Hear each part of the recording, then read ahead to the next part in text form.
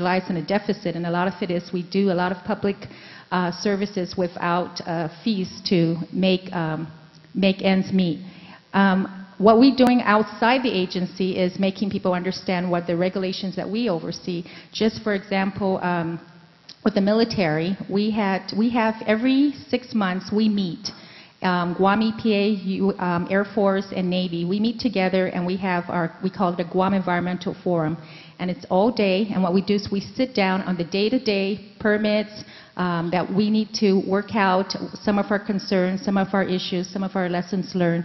That when the Navy's coming in or when we do their inspection on the base, so with Air Force, is what we see, what we need to reach out so that we won't have problems. And we meet every 6 months, and so just last Wednesday, we met again, and we go through certain issues like the stormwater regulations, the drinking water wells. I mean, so we go through and we come up with some better, best management practices with the 2 military bases. And that's what we're doing also. What Guam EPA is trying to reach out to is with the Guam Chamber of Commerce. We did it a year ago where we have many workshops, and what the Chamber of Commerce did a survey with the business sector, and they say, where are your issues with Guam EPA as far as some of the permits we need to be more educated about? And then we meet with them, we have small working sessions, and we meet with the business sectors. And as far as sustainable policies, when we go through what our agencies need to update and protect our environment more, then we would present it to our oversight chairman or the other senators to come up with some bill that would help protect the environment. Thank you. You know, I think Director Lamarena hit it right on the head when he said that it's not as much the military and what they're going to do as what our community is going to do in response. One of the main things that we're trying to push forward is to remember and remind everybody that whatever you do on land will affect the ocean sooner or later, especially if you throw something on the ground. You think it's not your problem now, but you throw some oil on the ground, next thing you know, our aquifer's contaminated. It leaches out onto the reefs. That affects everything too. Trash. These are big problems that we already have policies for. We just don't have community buy-in, in my opinion.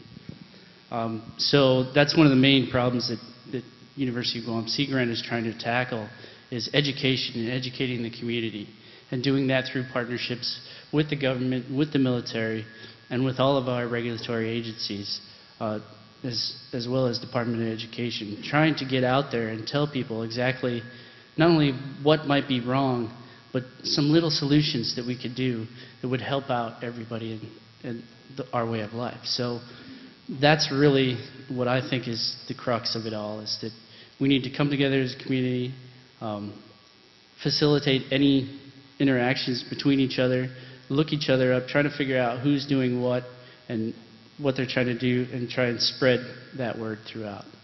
That's what I think. Thank you, John.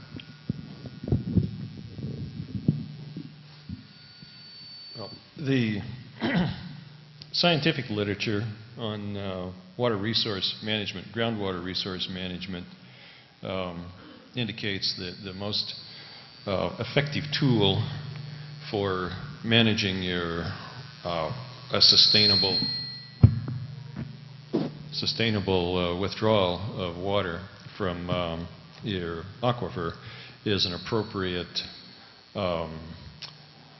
price structure and marketing system, so that as the water is used, it's used by those who are willing and able to pay for the cost, and it can be modified so that people, households, low-income households and whatnot, don't bear a unfair burden. And there's a whole literature on that for the utilities commissions and regulators and whatnot to use. I think it's important for us to understand from the outset that you don't manage a water supply by just setting arbitrary limits and saying we're only going to withdraw that much and then we stop. It's an ongoing process in which you monitor the quality and the quantity of the resource that you're extracting, and you use the market structure in a way that will induce and encourage alternatives. For instance, as water gets more expensive, as groundwater gets more expensive to, I don't know why I'm getting all this feedback.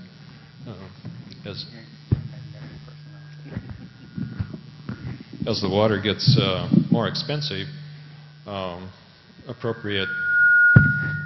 It's this one. I think, yeah, I think we found the problem here. So, for instance, as water gets more expensive, people that are using water for sort of high-end uses, or, watering their lawn or something like that, will use less of it for that. And also, the suppliers will come in with other alternatives, and people will be encouraged to do things like maybe install rooftop rain catchments. And for instance, you could put those on large public buildings, and you could we could have, for instance, tax incentives, give people a tax credit to install those sorts of things, which we're not even thinking about right now. But those are part of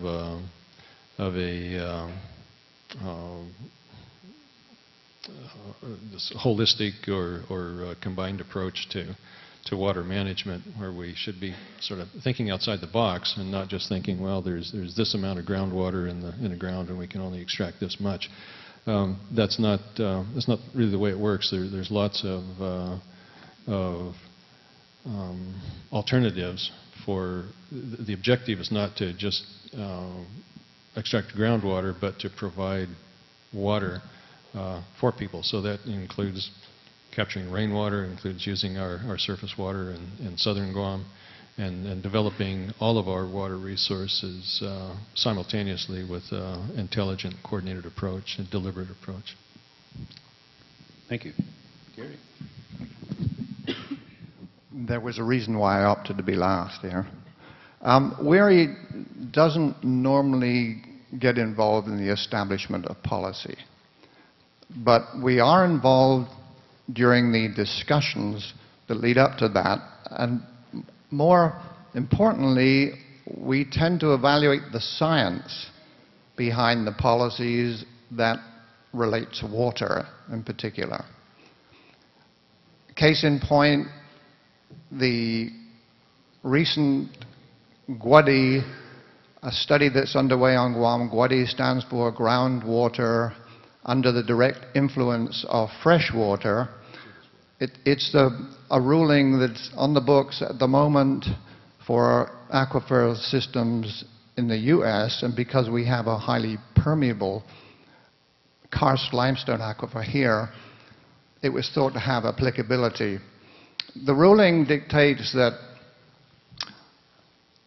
extra filtration and disinfection processes would have to be fitted to every one of our wells at a cost of $240 million to the Guam taxpayer.